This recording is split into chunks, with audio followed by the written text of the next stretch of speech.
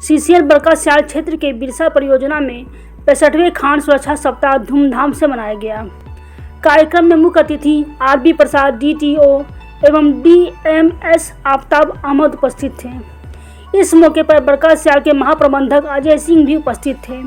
साथ ही सुरक्षा सप्ताह के मद्देनजर जांच टीम लिए पूर्णा डी से Ramnaresh Singh convener, PK Sen Gupta manager, Manoj Kumar PEX, Rahul Kumar, Bhim Mahato surveyor, Rajiv Bhowmik के द्वारा इंस्पेक्शन किया गया। कार्यक्रम की शुरुआत सर्वप्रथम मुख्य अतिथि के द्वारा दीप प्रज्वलित कर किया गया। इस मौके पर डीएवी उरीमारी के छात्र छात्राओं के द्वारा पुष्प गुच्छ भेंट कर स्वागत किया गया तथा इस मौके पर बच्चियों के द्वारा स्वागत गान और संगीत नुक्कड़ नाटक कर मजदूरों को सुरक्षा ढंग से काम करने का संदेश भी दिया गया। अधिकारियों के द्वारा मजदूरों को सुरक्षा को ध्यान में रखकर काम करने का सलाह दिया गया। साथ ही मजदूरों को मौके पर पुरस्कृत कर सम्मानित किया गया। कार्यक्रम के दौरान उरीमारी डीएवी के छात्रों के द्वारा काम करने के वक्त कैसे सुरक्षा ढंग से काम करें, क्योंकि जरा सी लापरवाही उनका मौत का कारण बन सकता है, एक नुक्कड़ नाटक के द्वारा संदेश दिया गया। रामगढ़ से महेश प्रसाद की रिपोर्ट। उद्योग से जुड़े हुए हैं, कोयले का जिसका रिक्वायरमेंट देश में इतना महत्वपूर्ण है। ये आपको बता दें कि देश के लिए उद्योग चलाने के लिए बिजली की जरूरत है और भारत देश का जितना बिजली पैदा होता है पूरे देश में, उसका 70% बिजली कोल इंडिया के कोयले से पैदा होता है। मतलब अगर कोल इंडिया नहीं रहेगा तो देश का 70% एरिया अंधेरा हो जाएगा।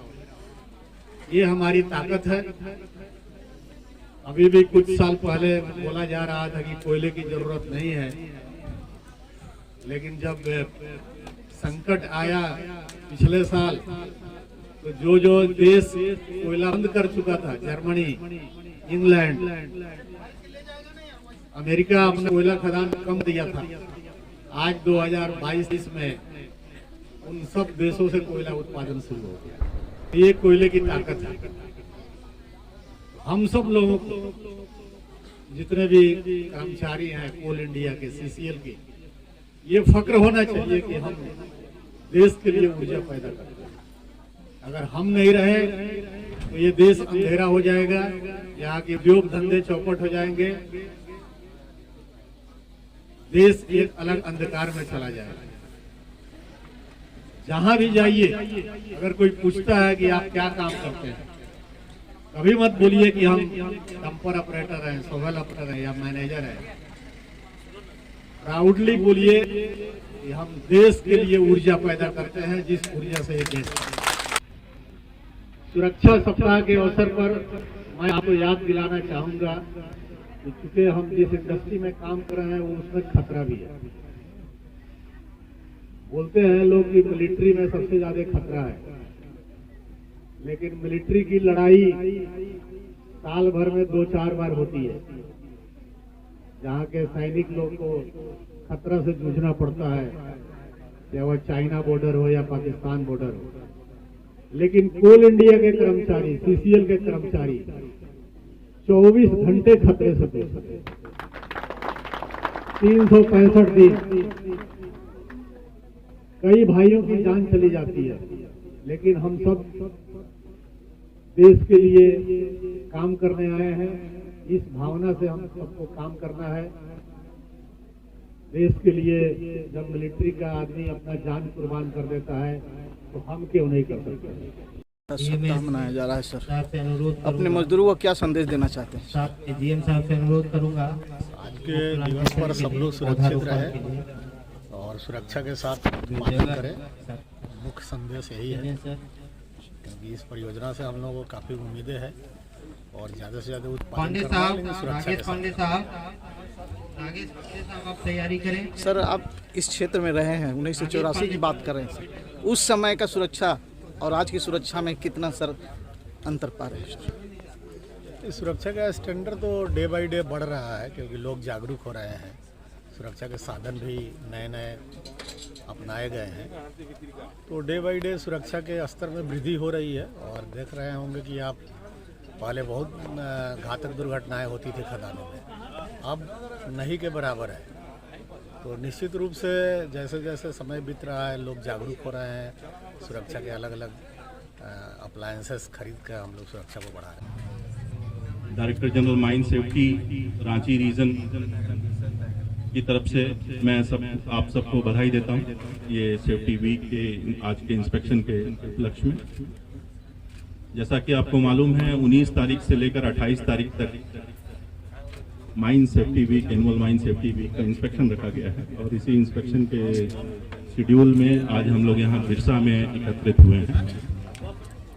मैं अपनी कैरियर की शुरुआत इसी करा रहे हैं। मैं किनको नमन करूं, आप सब बधाई के पात्र हैं कि आप लोगों ने बहुत अच्छे तरीके से बिरसा प्रोजेक्ट को आगे बढ़ाने का काम किया है। और जब मैं यहाँ काम करता था उरी मारी में, तब बिरसा एक छोटा सा प्रोजेक्ट हुआ करता था, जैसा रामेश्वर मुंडा ने बताया।